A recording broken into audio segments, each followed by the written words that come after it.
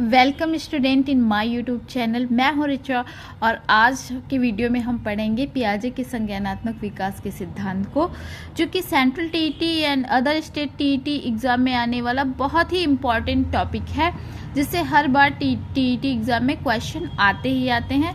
तो अपने पिछले वीडियो पार्ट 1 में मैंने जो पियाजे के संज्ञानात्मक विकास में कुछ टर्म यूज़ किए जाते हैं, जैसे कि स्कीमा क्या है, अनुकूलन क्या है, इन सब चीज़ों को डिस्कस कर दिया था, जिससे सेंट्रल टीईटी में क्वेश्चन आते हैं। अपने आज के वीडियो में जो हम है इसकी जो पियाजे ने संज्ञानात्मक विकास की 4 अवस्थाएं बताई थी उसको डिस्कस करेंगे। पिछले वीडियो में मैंने आपको संवेदी पेशी अवस्था के बारे में बता दिया था, जो कि जन्म से 2 वर्ष तक होती है, जिस अवस्था में बच्चा अपनी जो है ज्ञानेंद्रियों के माध्यम से सीखता है। और मैंने ये भी बता दिया था कि इस स्टेज में बच्चे में वस्तु अस्थायित्व यानी ऑब्जेक्ट परमानेंस का गुण आ जाता है। इससे बार बार सेंट्रल टीईटी में वस्तु अस्थायित्व का गुण बच्चे को किस स्टेज में आता है, इससे बार बार क्वेश्चन पूछा गया है। अब दूसरी अवस्था जो होती है वो है पूर्व संक्रियात्मक अवस्था, जो 2 वर्ष से 7 वर्ष तक के बच्चे में पाई जाती है, जिसे प्री ऑपरेशनल स्टेज कहते हैं।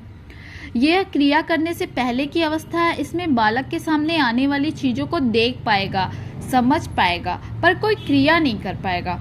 और इस स्टेज में जो है प्री ऑपरेशनल स्टेज में बच्चे के अंदर जीववाद यानी एनिमल्स का गुण पाया जाता है। बच्चा इस स्टेज में सजीव निर्जीव के बीच में डिफरेंस नहीं कर पाता। अगर बच्चे को चेयर से चोट लग गई तो उसके पेरेंट्स ने अगर चेयर को पीट दिया तो वो खुश हो जाएगा, वो डिफरेंस नहीं कर पाता इस स्टेज में सजीव निर्जीव में। अहम केंद्रिता, इगोसेंट्रिज्म, मतलब बच्चा इस स्टेज में ये सोचने लगता है कि वो जो कर रहा है वही सही है और सब ठीक है। सेल्फिश नेचर के होते हैं बच्चे इस स्टेज में थोड़ा।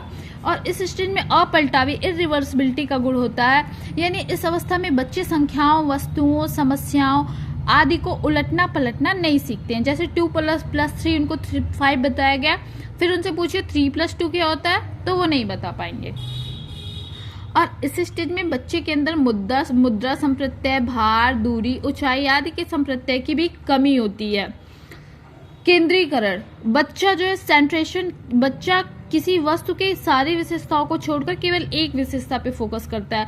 मान लीजिए कोई बच्चा उसे मोबाइल दे दीजिए तो वो सिर्फ कार्टून पे फोकस करेगा, बाकी मोबाइल में क्या फीचर है उससे वो कोई मतलब नहीं रखता। आइए मैं आपको अब पूर्व संक्रियात्मक अवस्था प्री ऑपरेशनल स्टेज से सेंट्रल टीईटी में आए हुए क्वेश्चन बताती हूँ।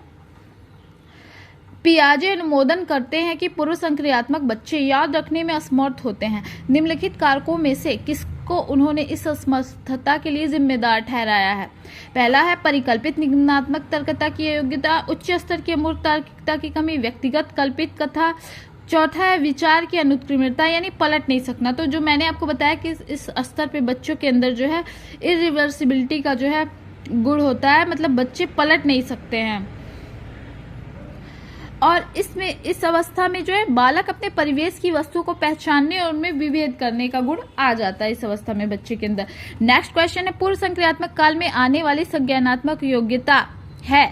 पहला है लक्ष्य दृष्टि व्यवहार की योग्यता, दूसरा है दूसरे के दृष्टिकोण को समझने की योग्यता, तीसरा ऑप्शन है परिकल्पना निष्कर्ष चिंतन, चौथा ऑप्शन है अमूर्त चिंतन की योग्यता। तो इस स्टेज में बच्चे जो है वो दूसरे के दृष्टिकोण को समझने की योग्यता बच्चे के अंदर आ जाती है, तो इसमें दूसरा ऑप्शन सही होगा। अब इसमें जो तीसरी स्टेज है संज्ञानात्मक विकास की, वो है मूर्त संक्रियात्मक अवस्था, जो उसकी 7 वर्ष से 11 वर्ष तक के बच्चों में पाई जाती है, जिसे कंक्रीट ऑपरेशनल स्टेज कहते हैं। कंक्रीट ऑपरेशनल स्टेज में जो है बच्चा अपने सामने रखी हुई चीजों को देखकर कुछ कर सकता है या उन पर चिंतन करना शुरू कर देता है। इस अवस्था में अपलटावी, मुद्रा, भार आदि कॉन्सेप्ट का गुण आ जाता है। यानी अगर अब बच्चे से को बताइए 2 + 3 5 होता है, फिर उससे पूछिए 5 + 2 क्या होता है, तो 3 + 2 क्या होता है, तो वो बता देगा कि 5 होता है। और उसका चिंतन अब अधिक क्रमबद्ध एवं तर्कसंगत होना प्रारंभ हो जाता है। मगर अगर इस स्टेज के बच्चे को आप स्टिकर दीजिए तो वो कई साइज के तो बड़े से छोटे या छोटे से बड़े क्रम में अरेंज कर लेते हैं, और वो किसी बात को अधिक जो है मतलब क्रमबद्ध तरीके से सोचने में सक्षम हो जाते हैं। और सबसे इम्पॉर्टेंट पॉइंट जो इस स्टेज का है वो है अगमनात्मक तर्कड़ा, इंडक्टिव रीजनिंग। इस स्टेज में बच्चा के अंदर इंडक्टिव रीजनिंग की कैपेसिटी आ जाती है, मतलब बच्चा उदाहरण पे तर्क कर सकता है। जैसे बच्चा उदाहरण के ऊपर आधारित होकर तर्क करने लगेगा। जैसे टीचर ने पूछा गाय जरूरी है, क्यों कुछ जरूरी है, तो बच्चा बता देगा कि दूध देती है इसलिए जरूरी है। जो चौथी स्टेज है वो है औपचारिक अमूर्त संक्रियात्मक अवस्था, जिससे जो 11 वर्ष से प्रौढ़ावस्था तक के लोगों में पाई जाती है, या कहीं कहीं आपको देखने को मिल जाएगा 11 वर्ष से 15 वर्ष तक के बच्चों में। तो ये फॉर्मल ऑपरेशनल स्टेज है। अमूर्त चिंतन इस अवस्था की प्रमुख विशेषता है। बार बार इस पॉइंट से क्वेश्चन पूछा गया है कि अमूर्त चिंतन किस अवस्था की विशेषता है। यह संज्ञान की सर्वोच्च अवस्था है। कार्य कारण को समझता है, कोई कार्य हो रहा है तो उसका क्या कारण है ये बच्चा इस स्टेज में समझने लगता है। निगमनात्मक तर्कड़ा, ये भी बार बार निगमनात्मक तर्कड़ा किस स्टेज में आती है, बार बार क्वेश्चन पूछा गया है सेंट्रल टीटी एग्जाम में।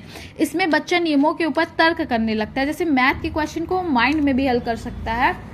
जैसे अगर बच्चे को नियम पता है और उससे पूछा जाए 4 - 2 क्या होता है तो वो बता देगा 2 होता है। उसके लिए उसे कॉपी किताब की जरूरत नहीं होगी।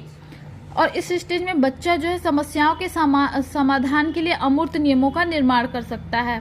बालक में अच्छी तरह सोचने, समस्या समाधान करने एवं निर्णय लेने की क्षमता का विकास इस स्टेज में हो जाता है। अब आइए इस स्टेज में सेंट्रल टीटी से आए हुए क्वेश्चन को डिस्कस कर लेते हैं, जिससे आपका कॉन्सेप्ट पूरी तरह क्लियर हो जाएगा। जीन पियाजे के अनुसार बच्चे अमूर्त संक्रियात्मक अवस्था में, ये सेंट्रल टीटी 2021 का आया हुआ क्वेश्चन है, संरक्षण, वर्गीकरण व श्रेणीबद्धता करने में सक्षम नहीं है। दूसरा है प्रतीकात्मक और सांकेतिक खेलों में भाग लेना प्रारंभ करते हैं। तीसरा है परिकल्पना, निगमनात्मक तर्क और प्रतिगप्ति चिंतन करने में समर्थ है। डी है केंद्रीकरण और अनुत्क्रमणिकता सोच से आबद्ध है। तो इसमें सही आंसर जो होगा वो ये है कि परिकल्पना, निगमनात्मक तर्क और प्रतिगप्ति चिंतन करने में समर्थ हो जाते हैं। नेक्स्ट क्वेश्चन है जीन पियाजे के संज्ञानात्मक विकास के सिद्धांत के अनुसार परिकल्पित निगमनात्मक तर्क किस अवधि में विकसित होता है। फर्स्ट ऑप्शन है अमूर्त संक्रियात्मक अवस्था, दूसरा है संवेदी चालक अवस्था, तीसरा है पूर्व संक्रियात्मक अवस्था और चौथा है मूर्त संक्रियात्मक अवस्था। तो इसमें सही आंसर जो होगा वो है अमूर्त संक्रियात्मक अवस्था। जो नेक्स्ट क्वेश्चन है अमूर्त वैज्ञानिक चिंतन के लिए क्षमता का विकास निम्नलिखित अवस्थाओं में से किसकी एक विशेषता है। पहला है मूर्त संक्रियात्मक अवस्था, दूसरा है औपचारिक संक्रियात्मक अवस्था, तीसरा है संवेदीगामक अवस्था, चौथा है पूर्व संक्रियात्मक अवस्था। तो इसमें सही आंसर होगा औपचारिक संक्रियात्मक अवस्था, यानी फॉर्मल ऑपरेशनल स्टेज में जो है बच्चा अमूर्त वैज्ञानिक चिंतन करने लगता है। अब आप लोग को ये टॉपिक अच्छे से समझ में आ गया होगा और अब आपके कोई भी क्वेश्चन जो है इस टॉपिक से गलत नहीं होंगे। मैंने आपको ये टॉपिक बहुत अच्छे से समझा दिया है। अगर आपको वीडियो अच्छा लगा हो तो वीडियो को लाइक करिएगा। Thank you.